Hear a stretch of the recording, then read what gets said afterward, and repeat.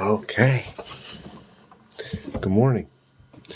Welcome to Interview with a Vampire by Anne Rice. So, let us continue. Contemptuous attitude towards my brother reflected my own. His immediate and shallow carping about the devil, his refusal to even entertain the idea that sanctity had passed so close, but he did believe his possession by the devil. That is much more mundane idea, said the vampire immediately. People who cease to believe in God, or godness altogether, will believe in the devil. I don't know why. No, I do indeed know why.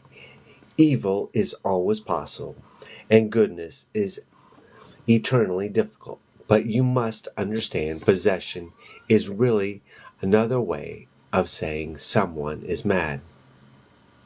I felt it was. For the priest, I'm sure he'd seen madness. Perhaps he had stood right over raving madness and pronounced it possession. You don't have to see Satan when he is exercise, but to stand on the presence of saint, to believe that the saint has seen a vision. No, it's egotism. Our refusal to believe it could occur in our midst. Let's do something. There we go. All right.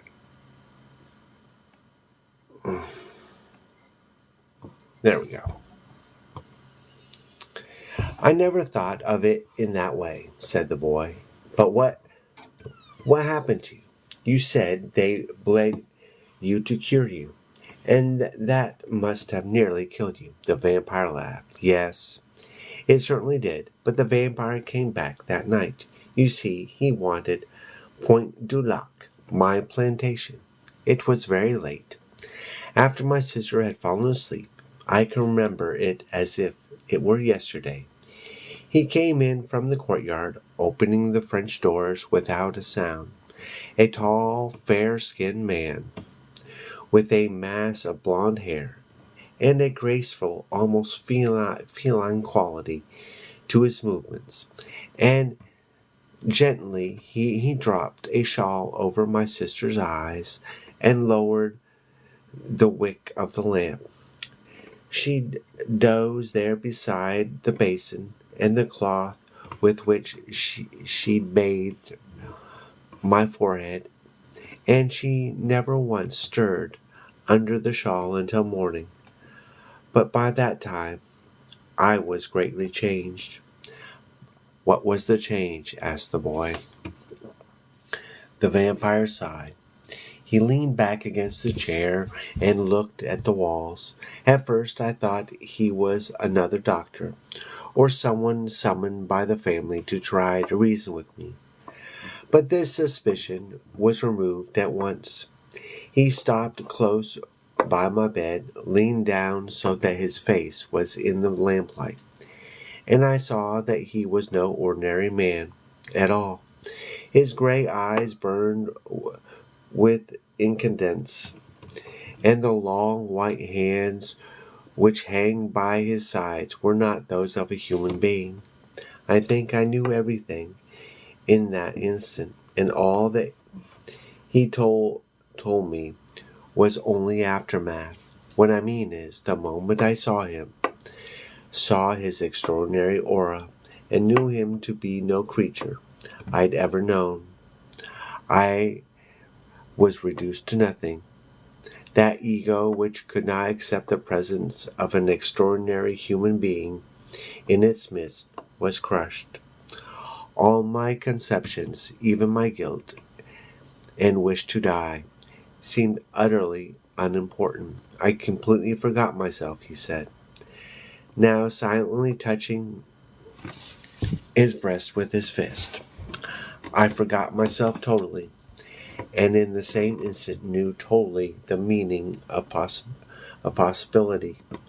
From then on, I experienced only increasing wonder. As he talked to me and told me of what I might become, of what his life had been and stood to be, my past shrank to embers.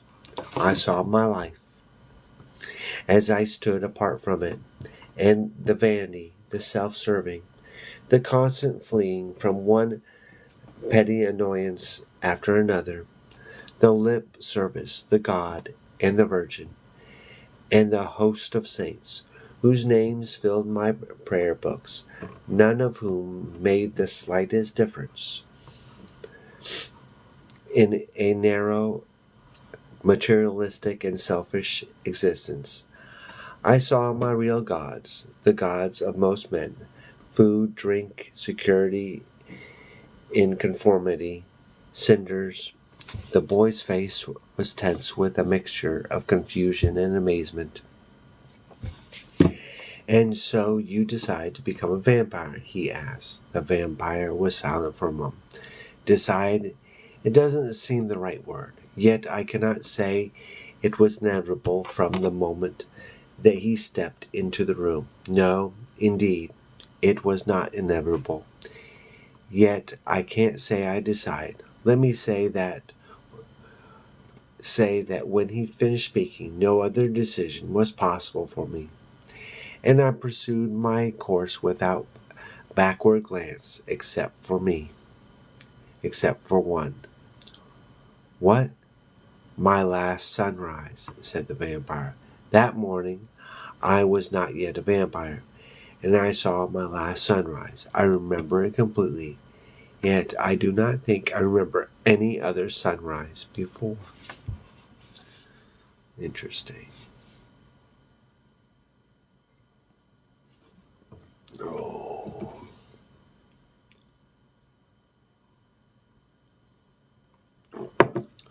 I remember the light from the first to the tops of the French windows, pulling behind lace curtains, and then a gleam glowing brighter and brighter in patches among the leaves of trees. Finally the sun came through the windows themselves, and laced in shadows on the stone floor, and all over the form of my sister, who was sleeping, shadows of lace and shawl over her shoulders and head.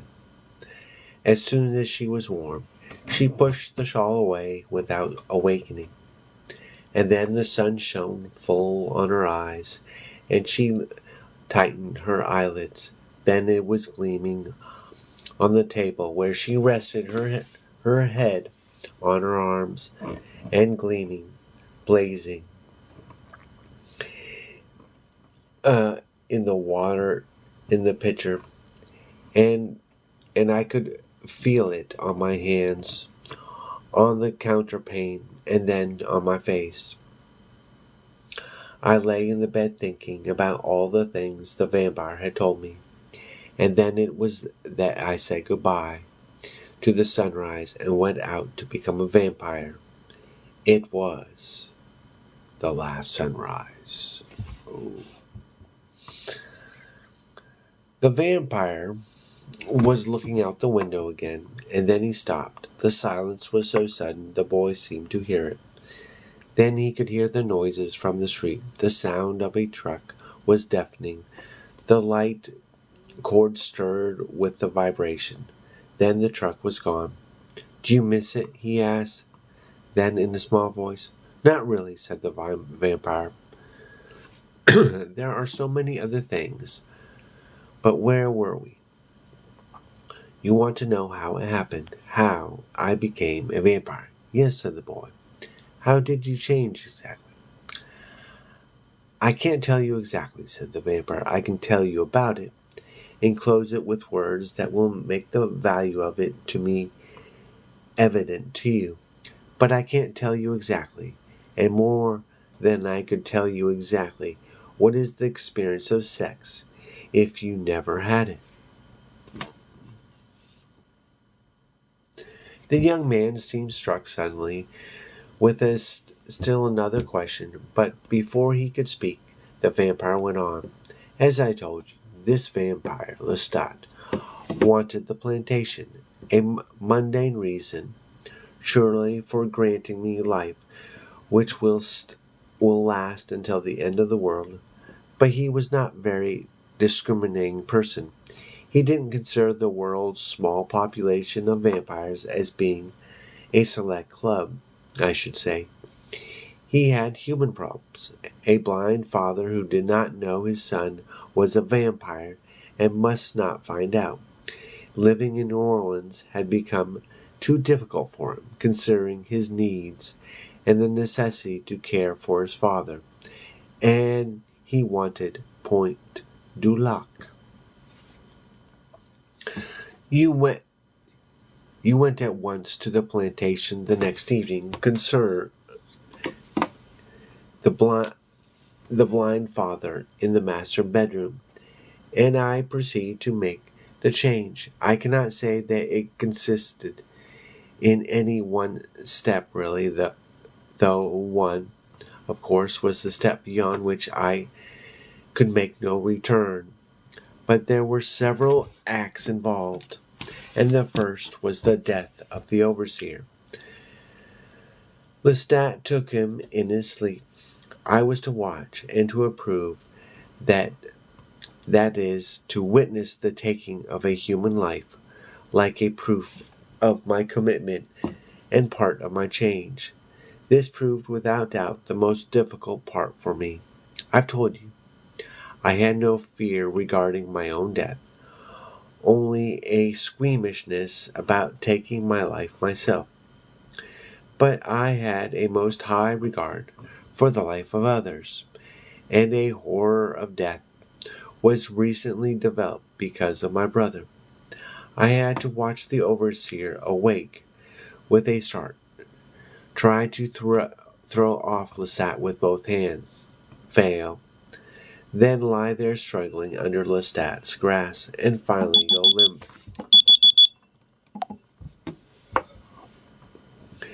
drained of blood, and die. He did not die at once. We stood in his narrow bedroom for the better part of an hour, watching him die. Part of my change, as I said. Lestat would never have stayed otherwise. Then it was necessary. Oh.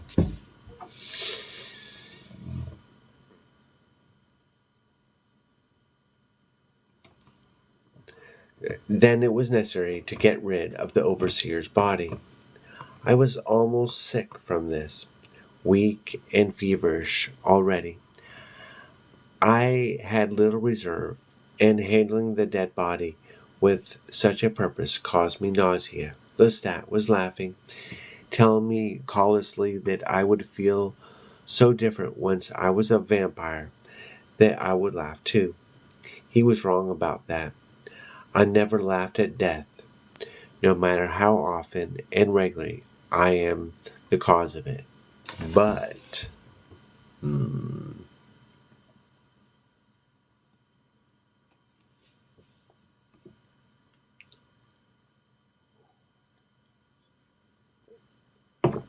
let me take things in order. We had to drive up the river road until we came to an open fields and leave the overseer there. We tore his coat, stole his money, and saw to his lips were stained with liquor. I knew his wife, who lived in New Orleans, and knew the state of desperation she would suffer when the body was discovered. But more than sorrow for her, I felt pain that she would never know, and what had happened, that her husband had been found drunk on the road by robbers. As we beat the body, bruising the face and the shoulders, I became more and more aroused. Of course, you must realize that all this time the vampire Lestat was extraordinary. He was no more human to me than a biblical angel, but under this pressure, my enchantment with him was strained. I had seen my becoming a vampire in two lights. The first light was simply enchantment.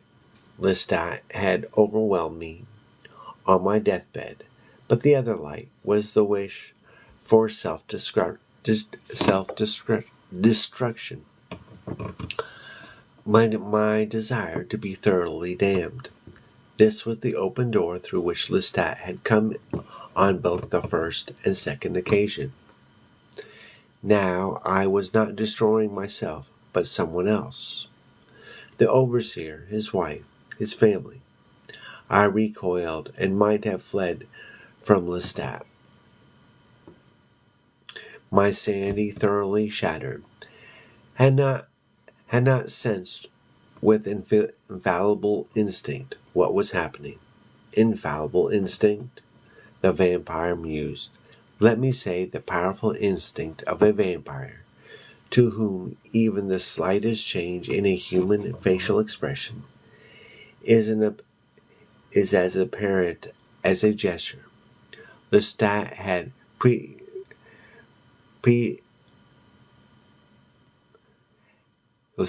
preternatural timing. He rushed me into the carriage and whipped the horses home. I want to die, I began to murmur. This is unbearable. I want to die. You have it in your power to kill me. Let me die. I refused to look at him, to be spellbound by the sheer beauty of his appearance. He spoke my name to me softly, laughing. As I said, he was determined to have the plantation. But would he have let you go? Asked the boy. Under any circumstances?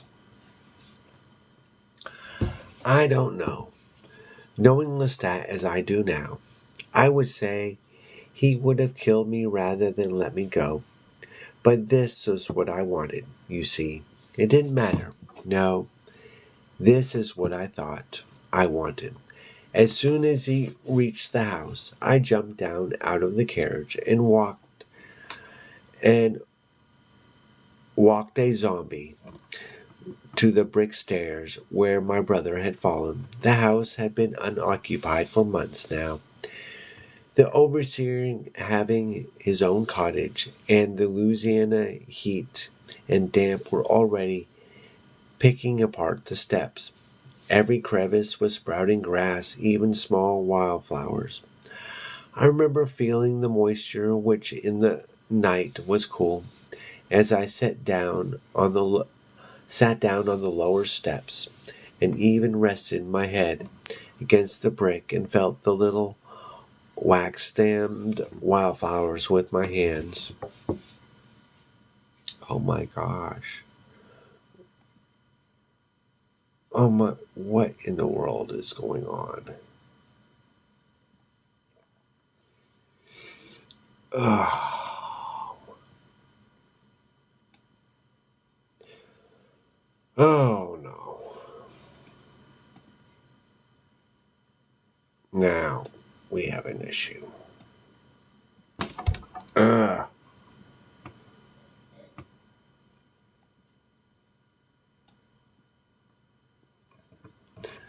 Okay.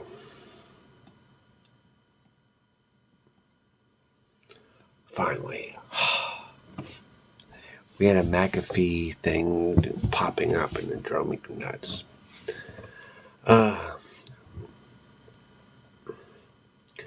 But,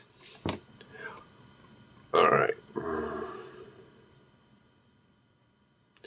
I pulled a clump of them out of the easy dirt in one hand.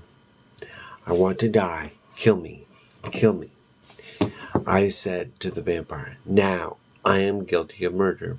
I can't live. He sneered with the impatience of people listening to the obvious lies of others, and then in a flash he fastened on me just as he had on my man. I thrashed against him wildly. I dug my boot into his chest and kicked him as fiercely as I could. His teeth stinging my throat, the fever pounding in my temples, and with a movement of his entire body, much too fast for me to see, he was suddenly standing disdainfully at the foot of the steps. "I thought you wanted to die, Louis," he said. The boy made a soft, abrupt sound when the vampire said his name, which the vampire acknowledged with the quick statement, "Yes, and that is my name," and went on. Well, I lay there helpless in the face of my own cowardice, and fatuous again, he said. Perhaps so directly confronted with it, I might in time have gained the courage to truly take my life, not to whine and beg for others to take it. I saw myself turning on a knife then, languishing in a day-to-day suffering, which I found as necessary as penance from the confessional, truly hoping death would find me unawares and render me fit for eternal pardon. And also I saw myself, as if in a vision, standing at the head of the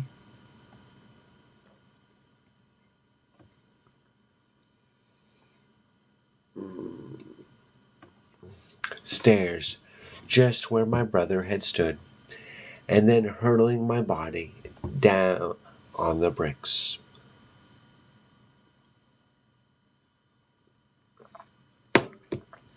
But there was no time for courage, or shall I say, there was no time in Lestat's plan for anything but his plan. "Now listen to me, Louis," he said, and he lay down beside me, now on the steps, his movement so graceful and so personal that at once it made me think of a lover. I recoiled, but he put his right arm around me and pulled me close to his chest. Never had I been this close to him before, and in the dim light I could see the magnificent radiance of his eye and the unnatural mask of his skin. As I tried to move, he pressed his right fingers against my lips and said, "Be still. I'm going to drain you now to the very threshold of death. And I want you to be quiet, so quiet that you can almost hear the flow of blood through your veins, so quiet that you can hear the flow of the same blood through mine. It is your consciousness, your will, which must keep you alive." I wanted to struggle, but he pressed so hard with his fingers that he held my entire prone body in check, and as soon as I stopped my abortive attempt at rebellion, he sank his teeth into my neck. The boy's eyes grew huge. He had drawn farther and farther back in his chair as the vampire spoke, and now his face was tense, his eyes narrow, as if he were preparing the weather blow. "Have you ever lost a great amount of blood?" asked the vampire. "Do you know the feeling?" The boy's lips shaped the words "no," but no sound came out. He cleared his throat. "No," he said. Candles burned in the upstairs parlor where he had planned the death of the overseer. An oil lantern swayed in the breeze. On the gallery, all of this light coalesced and began to shimmer, as though a golden presence hovered above me, suspended in the stairwell, softly entangled with the railings, curling the contracting like smoke. Listen. Keep your eyes wide. Lestat whispered to me, his lips moving against my neck. I remember that the movement of his lips raised the hair all over my body. I sent a shock of sensation through my body that was unlike the pleasure of passion. He mused, his right finger slightly curled beneath his chin, his first finger appearing to lightly stroke it. The result was within minutes. I was weak to paralysis, panic-stricken. I discovered I could not even will myself to speak. Lestat still held me, of course, and his arm was like the weight of an iron bar. I felt his teeth withdraw with such a keenness that the 2 puncture wounds seemed enormous, lined with pain. And now he bent over me helpless head, and taking his right hand off me, bit his own wrist. The blood flowed down upon my shirt and coat, and he watched it with a narrow, gleaming eye. And it seemed an eternity that he watched it, and the shimmer of light now hung behind his head like a backdrop of an apparition. I think that I knew what he meant to do even before he did it, and I was waiting in my helplessness as if I had been waiting for years. He pressed his bleeding wrist to my mouth and said firmly, a little impatiently, Louis, drink. And I did. Stay, Louis, and hurry, he whispered to me a number of times. I drank, sucking the blood out of the holes, experiencing for the first time since infancy the special pleasure of sucking nourishment. The body focused with mind upon one vital source. Then something happened. The vampire sat back, a slight frown on his face. How pathetic it is to describe these things which can't truly be described, he said, his voice low-key almost to a whisper. The boy sat as if frozen. Oh, and that is perfect. So tomorrow we will be starting chapter 3. Oh, interesting. Yeah.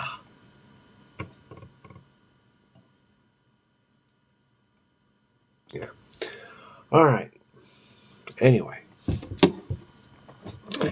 So tomorrow we'll be starting chapter 3. Interview with a Vampire. Book 1 of the Vampire Chronicles by Anne Rice. Now, I also have always been intrigued by vampires. And I want something that had the vibes of The Lost Boys and Fear Street. So what I do? I wrote one. It's called Vampire Juice. Oh, we forgot to do Amazon. All right, just a second. There it is. Give me a second. There we go. All right.